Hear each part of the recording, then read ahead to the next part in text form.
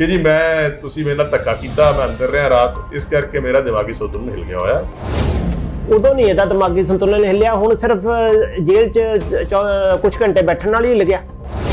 ਇਸ ਤਰੀਕੇ ਦਾ ਇਹ ਆਰਡਰ ਹੈ, ਉਸ ਤੋਂ ਬਾਅਦ ਬਰਗਾੜੀ, ਬਹਿਬਲ ਕਲਾਂ, ਕੋਟਕਪੂਰਾ ਗੋਲੀ ਕਾਂਡ 'ਚ ਕਦੀ ਇਨਸਾਫ ਵੀ ਮਿਲ ਸਕਦਾ ਹੈ। ਇਸ ਲਈ ਜੋ ਅੱਜ ਦੇ ਹਾਲਾਤ ਹੈ, ਜੋ ਅੱਜ ਦਾ ਮੁੰਡਾ ਹੈ, ਉਹਦੇ ਹਿਸਾਬ ਨਾਲ ਤਾਂ ਇਨਵੈਸਟੀਗੇਸ਼ਨ ਨਹੀਂ ਚੱਲੇਗੀ। ਜੇ ਆਹੀ ਹਾਲਾਤ ਚੱਲਦੇ ਰਹੇ, ਮੈਨੂੰ ਤਾਂ ਨਹੀਂ ਲੱਗਦਾ ਕਿਸੇ ਨੂੰ ਇਨਸਾਫ ਮਿਲਣਾ ਹੈ।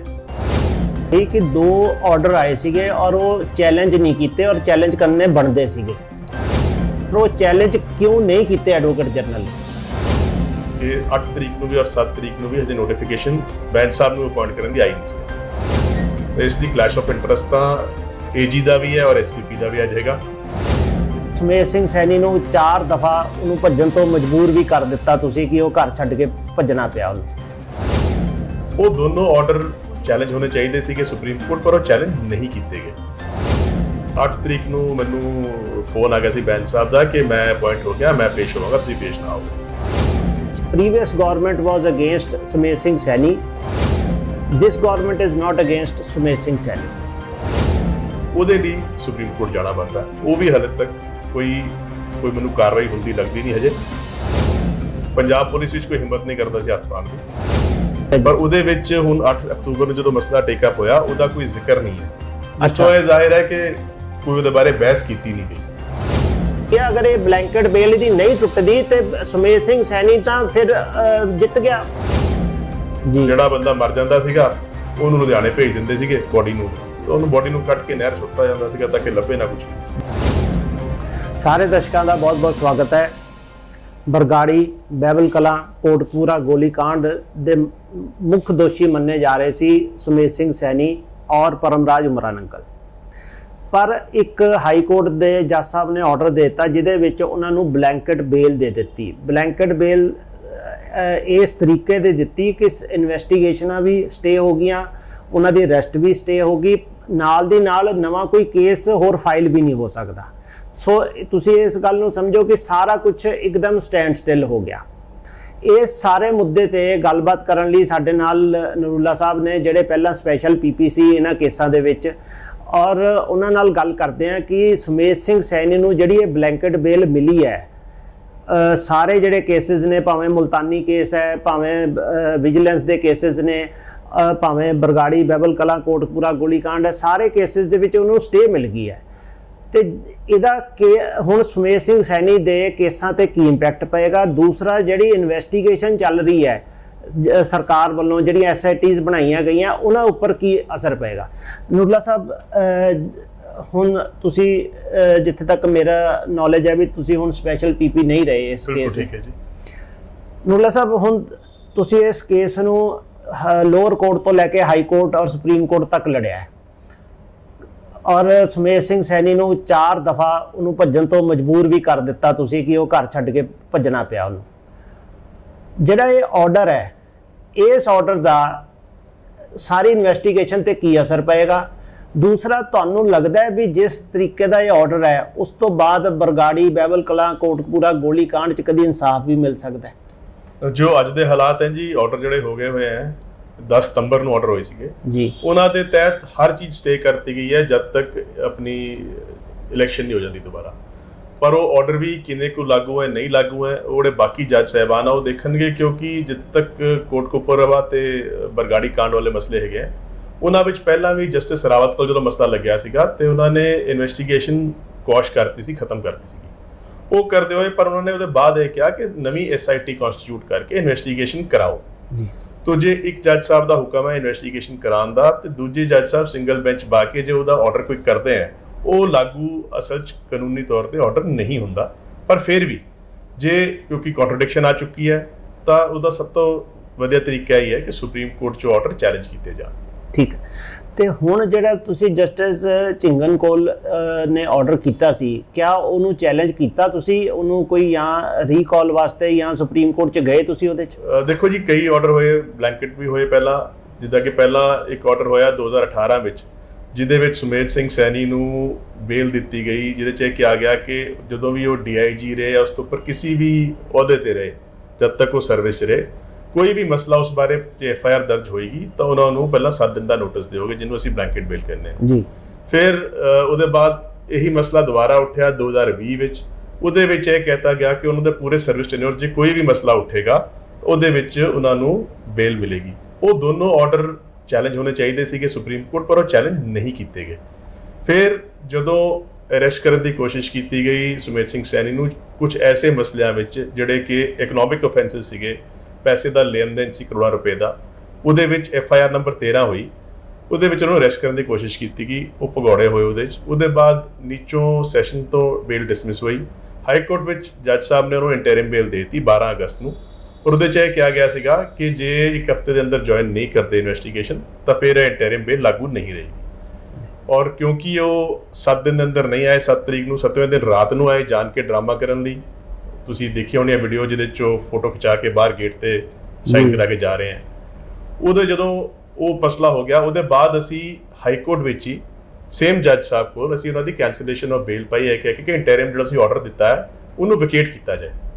ਔਰ ਉਸ ਵਿੱਚ ਜੱਜ ਸਾਹਿਬ ਨੇ 6 ਸਤੰਬਰ ਨੂੰ ਨੋਟਿਸ ਕਰਤਾ ਸੀਗਾ 7 ਅਕਤੂਬਰ ਵਾਸਤੇ ਸੁਮੇਧ ਸੈਨ ਨੂੰ ਇਹ ਦੱਸਣ ਲਈ ਕਿ ਤੇਰੀ ਜਿਹੜੀ ਇੰਟਰਿਮ ਬੇਲ ਦਿੱਤੀ ਹੈ ਮੈਂ ਕਿਉਂ ਨਾ ਵਾਪਸ ਉਹਨੂੰ ਖਤਮ ਕਰ ਦਿਆਂ ਤੇਰੀ ਬੇਲ। ਉਹ ਮਸਲਾ 7 ਅਕਤੂਬਰ ਨੂੰ ਲੱਗਿਆ ਹੋਇਆ ਸੀਗਾ, ਜਿਹੜਾ ਹੁਣੇ ਨਿਕਲਿਆ ਜੀ। ਬਿਲਕੁਲ ਜੀ। ਨੂਰੁੱਲਾ ਸਾਹਿਬ, ਮੈਨੂੰ ਇਹ ਇਨਫੋਰਮੇਸ਼ਨ ਮਿਲੀ ਹੈ ਕਿ ਜੱਜ ਸਾਹਿਬ ਨੇ ਜਦੋਂ ਇਹ ਮੈਟਰ ਸੁਣਿਆ, ਟੇਕਅਪ ਹੋਇਆ, ਉਸ ਵਿੱਚ ਤੁਸੀਂ ਇੱਕ ਤਾਂ ਮੌਜੂਦ ਨਹੀਂ ਸੀਗੇ, ਤੁਹਾਨੂੰ ਹਟਾਤਾ ਗਿਆ ਉਸ 'ਚ, ਔਰ ਉੱਥੇ ਮਿਸਟਰ ਬੈਂਸ ਅਪੀਅਰ ਹੋਏ ਨੇ ਤੁਹਾਡੇ ਉਸ ਤੇ। ਬਿਲਕੁਲ ਠੀਕ ਹੈ ਜੀ। 7 ਤਰੀਕ ਨੂੰ ਅਸਲ 'ਚ ਜੱਜ ਸਾਹਿਬ ਛੁੱਟੀ ਸੀਗੇ ਜੀ ਤੇ ਮਸਲਾ 8 ਨੂੰ ਲੱਗਿਆ ਕੇਸ ਉਹਨਾਂ ਦਾ। ਔਰ 8 ਤਰੀਕ ਨੂੰ ਮੈਨੂੰ ਫੋਨ ਆ ਗਿਆ ਸੀ ਬੈਂਸ ਸਾਹਿਬ ਦਾ ਕਿ ਮੈਂ ਅਪਾਇੰਟ ਹੋ ਗਿਆ, ਮੈਂ ਪੇਸ਼ ਹੋਵਾਂਗਾ, ਤੁਸੀਂ ਪੇਸ਼ ਨਾ ਆਓ। ਇਸ ਕਰਕੇ ਮੈਂ ਪੇਸ਼ ਨਹੀਂ। ਉਹ ਬੈਂਸ ਸਾਹਿਬ ਅਪੀਅਰ ਹੋ ਗਏ, ਲੇਕਿਨ ਕਿਆ ਤੁਹਾਨੂੰ ਰਿਟਨ ਨੋਟੀਫਿਕੇਸ਼ਨ ਆ ਗਈ ਸੀ ਕਿ ਨਹੀਂ? ਨਹੀਂ ਜੀ, ਕੋਈ ਰਿਟਨ ਨੋਟੀਫਿਕੇਸ਼ਨ ਮੇਰੇ ਕੋਲ ਕੋਈ ਇਨਫੋਰਮੇਸ਼ਨ ਅੱਜ ਤੱਕ ਵੀ ਨਹੀਂ ਹੈ। ਠੀਕ ਹੈ ਜੀ। ਔਰ ਜਦ ਤੱਕ ਮੈਨੂੰ ਪਤਾ ਹੈ ਕਿ 8 ਤਰੀਕ ਨੂੰ ਵੀ ਔਰ 7 ਤਰੀਕ ਨੂੰ ਵੀ ਹਜੇ ਨੋਟੀਫਿਕੇਸ਼ਨ ਬੈਂਸ ਸਾਹਿਬ ਨੂੰ ਅਪਾਇੰਟ ਕਰਨ ਦੀ ਆਈ ਨਹੀਂ ਸੀ।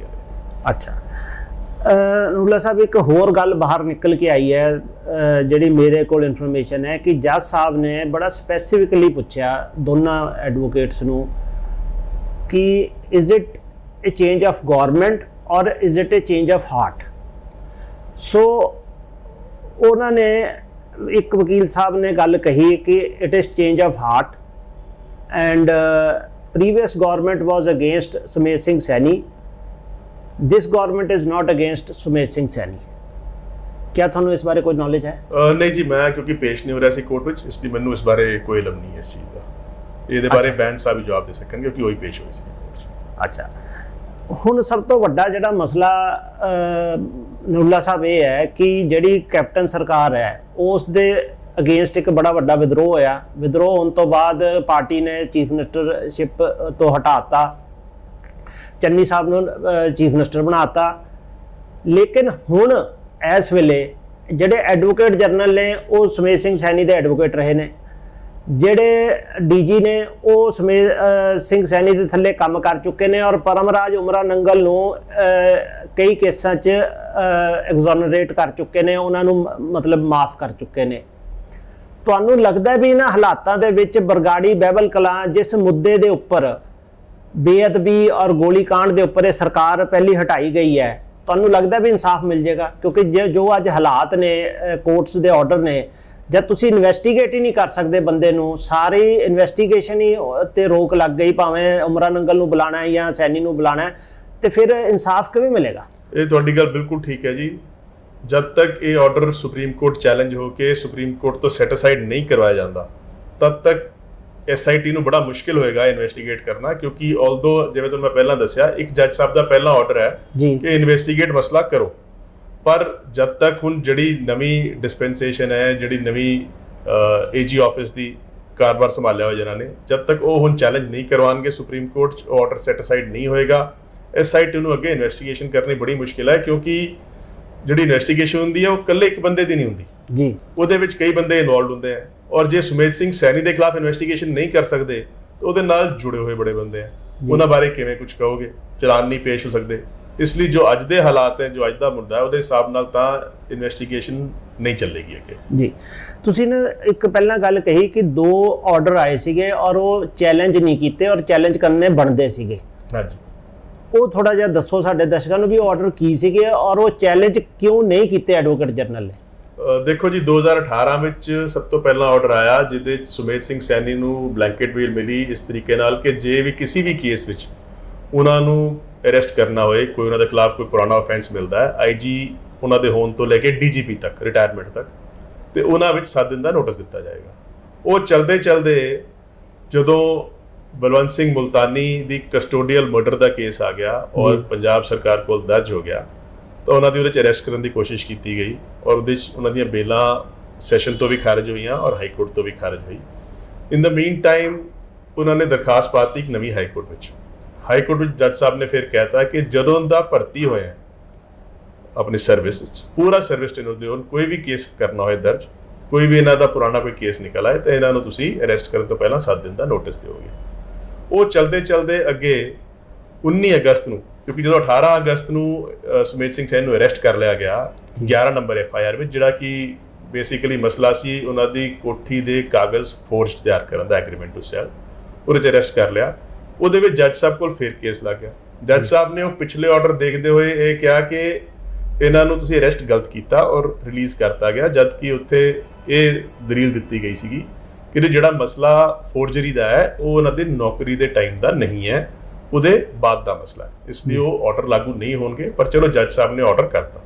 ਹੁਣ ਉਹਦੇ ਪਹਿਲੇ 2 ਆਰਡਰ ਸੀਗੇ, ਨਾ ਤਾਂ ਉਹ ਚੈਲੰਜ ਹੋਏ ਸੁਪਰੀਮ ਕੋਰਟ 'ਚ, ਨਾ 19/8 ਦਾ ਆਰਡਰ ਸੀ ਜਿਹੜਾ ਜੱਜ ਸਾਹਿਬ ਨੇ ਰਿਲੀਜ਼ ਕਰਤਾ ਉਹਨੂੰ ਇਹ ਕਹਿ ਕੇ ਕਿ ਕਸਟਡੀ ਤੁਸੀਂ ਠੀਕ ਅਰੈਸਟ ਨਹੀਂ ਕੀਤਾ, ਜਦ ਕਿ ਉਹ ਅਰੈਸਟ ਕਾਨੂੰਨੀ ਤੌਰ ਤੇ ਬਿਲਕੁਲ ਠੀਕ ਕੀਤਾ ਹੋਇਆ, ਇਸ ਲਈ ਆਰਡਰ ਚੈਲੰਜ ਕਰਨੇ ਬੰਦੇ ਸੀਗੇ। ਉਹ ਦੋਨੋਂ ਆਰਡਰ ਚੈਲੰਜ ਨਹੀਂ ਹੋਏ। ਉਹਦੇ ਬਾਅਦ ਹੁਣ ਨਵਾਂ ਜਿਹੜਾ ਆਰਡਰ ਆ ਗਿਆ ਉਹ ਆ ਗਿਆ ਲੇਟੈਸਟ, ਜਿਹੜਾ 10 ਸਤੰਬਰ ਨੂੰ ਹੋਇਆ, ਜਿਹਦੇ 'ਚ ਇੱਕ ਜੱਜ ਸਾਹਿਬ ਨੇ ਕਹਿਤਾ ਕਿ ਕਦੀ ਵੀ ਕੋਈ ਵੀ ਕੇਸ ਅਰੈਸਟ ਕਰਨਾ ਹੋਏ 7 ਦਿਨ ਦਾ ਨੋਟਿਸ ਦਿਓ, ਔਰ ਜੇ ਕੋਈ ਕੇਸ ਹੋ ਗਿਆ ਹੋਇਆ ਅੱਜ ਤੱਕ ਉਹਦੇ ਸਾਰੇ ਤਫਤੀਸ਼ ਬੰਦ ਹੈ, ਇਨਵੈਸਟੀਗੇਸ਼ਨ ਹੋ ਨਹੀਂ ਸਕਦੀ। ਉਹ ਸਾਰੇ ਜਿਹੜੇ ਬਲੈਂਕਟ ਬਿਲਕੁਲ ਹੀ ਰੋਕਤਾ, ਹਰ ਚੀਜ਼ ਨੂੰ ਰੋਕ ਲਾਤੀ ਹੈ, ਉਹਦੇ ਲਈ ਸੁਪਰੀਮ ਕੋਰਟ ਜਾਣਾ ਬਣਦਾ। ਉਹ ਵੀ ਹਾਲੇ ਤੱਕ ਕੋਈ ਮੈਨੂੰ ਕਾਰਵਾਈ ਹੁੰਦੀ ਲੱਗਦੀ ਨਹੀਂ ਹਜੇ, ਔਰ ਜਦ ਤੱਕ ਉੱਥੋਂ ਸੁਪਰੀਮ ਕੋਰਟ ਦਾ ਆਰਡਰ ਨਹੀਂ ਆਉਂਦਾ ਸਾਰੀਆਂ ਕਾਰਵਾਈਆਂ ਰੁਕੀਆਂ ਰਹਿਣਗੀਆਂ। ਇੱਕ ਮੈਨੂੰ ਹੋਰ ਇਨਫੋਰਮੇਸ਼ਨ ਆਈ ਕਿ ਇਹਨੇ ਇੱਕ ਐਫੀਡੇਵਿਟ ਲਾਇਆ ਹੈ ਇਹਦੇ ਐਡਵੋਕੇਟ ਨੇ, ਜਦੋਂ ਇਹਨੂੰ ਜੇਲ੍ਹ 'ਚ 1 ਦਿਨ ਰੱਖਿਆ ਗਿਆ, ਜੇਲ੍ਹ 'ਚ 1 ਦਿਨ ਤੱਕ ਆਦਾ ਕੁਝ ਘੰਟੇ ਹੀ ਰਿਹਾ ਇਹ ਜੇਲ੍ਹ ਦੇ ਵਿੱਚ, 1 ਰਾਤ ਹੀ ਰਿਹਾ, ਤੇ ਇਹਨੇ ਇੱਕ ਐਫੀਡੇਵਿਟ ਫਾਈਲ ਕੀਤਾ ਕਿ ਜੀ ਮੇਰਾ ਦਿਮਾਗੀ ਸੰਤੁਲਨ ਹਿੱਲ ਗਿਆ, कि मैं मैंटली परेशान हो गया और मैं मैंटली अपसैट हो गया, मतलब मैंटली दिमागी संतुलन जिवें आपां पंजाबी च कहिए भी दिमागी संतुलन हिल गया, क्या ये सही है जी? ये एफिडेविट नहीं है पर एक चिट्ठी दी गई है क्योंकि इहनूं जो तफ्तीश शामिल होण करन लई, क्योंकि 13 नंबर च इहदी जदों बेल हो गई सी उहदे बाद इहनूं हाई कोर्ट तो हिदायत सी कि तफ्तीश विच शामिल होवो इन्वेस्टिगेटिंग ऑफिसर कोल जी। ਉਹਦੇ ਨਾਲ ਹੀ ਜਿਹੜੇ ਕੇਸ ਇਹਨੂੰ ਜੱਜ ਸਾਹਿਬ ਨੇ ਰਿਲੀਜ਼ ਕੀਤਾ 19 ਅਗਸਤ ਨੂੰ 11 ਨੰਬਰ ਜਿਹਦੇ 'ਚ ਅਰੈਸਟ ਹੋਈ ਹੈ, ਉਹਦੇ 'ਚ ਵੀ ਜੱਜ ਸਾਹਿਬ ਨੇ ਛੱਡਦੇ ਹੋਏ ਕਿਹਾ ਕਿ ਜੇ ਤਫਤੀਸ਼ੀ ਅਫਸਰ ਚਾਹੇ ਤਾਂ ਇਹਨੂੰ ਬੁਲਾ ਕੇ ਤਫਤੀਸ਼ ਵਿੱਚ ਸ਼ਾਮਿਲ ਕਰੇ ਜੀ ਔਰ ਇਹਨੂੰ ਪੁੱਛਗਿੱਛ ਕਰੇ। ਜਦੋਂ ਉਸ ਚੀਜ਼ ਦਾ ਨੋਟਿਸ ਦਿੱਤਾ ਗਿਆ ਤਾਂ ਉਹਨੇ ਜਵਾਬ ਦਿੱਤਾ ਆਪਣਾ 2 ਪੇਜ ਦਾ, ਉਹਦੇ 'ਚ ਖਾਸ ਤੌਰ ਤੇ ਲਿਖਿਆ ਹੋਇਆ ਕਿ ਜੀ ਤੁਸੀਂ ਮੇਰੇ ਨਾਲ ਧੱਕਾ ਕੀਤਾ, ਮੈਂ ਅੰਦਰ ਰਿਹਾ ਰਾਤ, ਇਸ ਕਰਕੇ ਮੇਰਾ ਦਿਮਾਗੀ ਸੰਤੁਲਨ ਹਿਲ ਗਿਆ ਹੋਇਆ ਤੇ ਮੈਂ ਹਲੇ ਜੁਆਇਨ ਨਹੀਂ ਕਰ ਸਕਦਾ। ਉਹ ਚਿੱਠੀ ਆਈ ਹੋਈ ਹੈ ਇਨਵੈਸਟੀਗੇਟਿੰਗ ਆਫਿਸਰ ਨੂੰ, ਜਿਹੜੀ ਅਸੀਂ ਹਾਈ ਕੋਰਟ ਵਿੱਚ ਜਿਹੜੀ ਇਹਦੀ ਕੈਂਸਲੇਸ਼ਨ ਆਫ ਇੰਟਰਿਮ ਬੇਲ ਪਾਈ ਹੈ, ਜੇ ਤੁਹਾਨੂੰ ਦੱਸਿਆ ਜਸਟਿਸ ਚਿੰਗਾ ਨੇ ਨੋਟਿਸ ਕੀਤਾ 6 ਸਤੰਬਰ ਨੂੰ 7 ਅਗਸਤ ਵਾਸਤੇ, ਉਹਦੇ ਵਿੱਚ ਉਹਦਾ ਹਿੱਸਾ ਹੈ।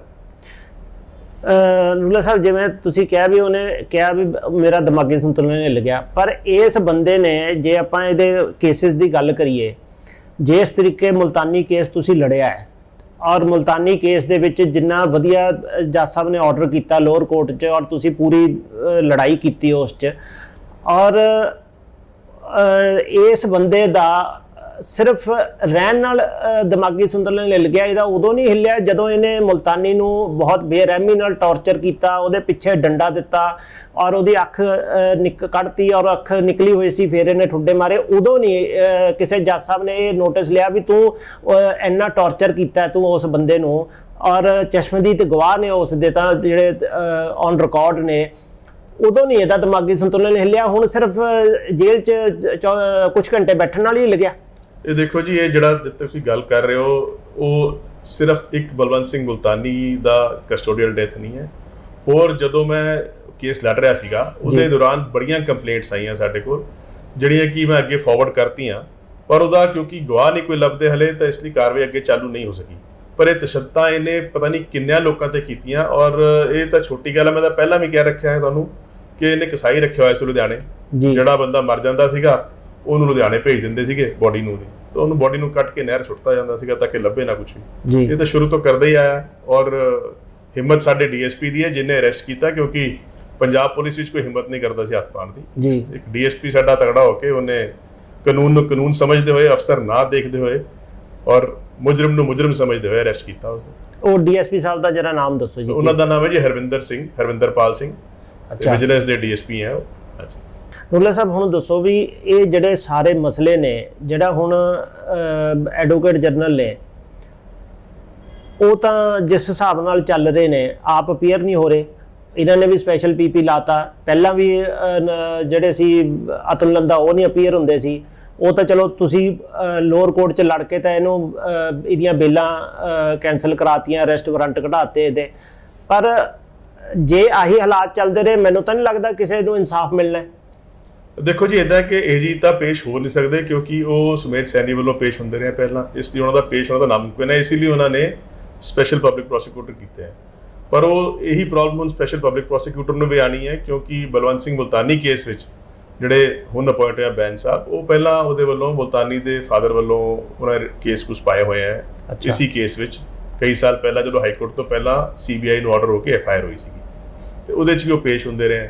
ਇਹਦੇ ਪਿੱਛੇ ਮਸਲਾ ਉੱਠਿਆ ਹੀ ਸੀਗਾ ਕਿ ਹੁਣ ਵਾਲੇ ਕੇਸ ਵੀ ਜਿਹੜੇ ਕੀਤਾ ਹੈ ਪੁਆਇੰਟ ਜੀ ਆਪਣਾ ਬਹਿਬਲ ਕਲਾਮ ਬਰਗਾੜੀ ਵਾਲੇ 'ਚ, ਉਹਦੇ 'ਚ ਵੀ ਉਹ ਪੇਸ਼ ਹੋਏ ਹੈ ਕੰਪਲੇਨੈਂਟ ਵੱਲੋਂ, ਤੇ ਇਸ ਲਈ ਕਲੈਸ਼ ਆਫ ਇੰਟਰਸਟ ਤਾਂ ਏਜੀ ਦਾ ਵੀ ਹੈ ਔਰ ਐਸਪੀਪੀ ਦਾ ਵੀ ਅੱਜ ਹੈਗਾ, ਪਰ ਉਹਨੂੰ ਅੱਗੇ ਕਿੱਦਾਂ ਚੱਲਦੇ ਹੈ, ਕਿੱਦਾਂ ਆਪਣਾ ਹਿਸਾਬ ਕਿਤਾਬ ਸੰਭਾਲਦੇ ਹੈ, ਉਹ ਉਹਨਾਂ ਬਾਰੇ ਮੈਂ ਕਮੈਂਟ ਕਰ ਨਹੀਂ ਸਕਦਾ। ਅੱਛਾ ਨੂਰੁੱਲਾ ਸਾਹਿਬ, ਜਿਹੜੀ ਬੇਲ ਚੈਲੰਜ ਕੀਤੀ ਸੀ, ਇਨਟਰਮ ਬੇਲ ਜਿਹੜੀ ਮਿਲੀ ਸੀ, ਉਸ ਦਾ ਕੀ ਬਣਿਆ?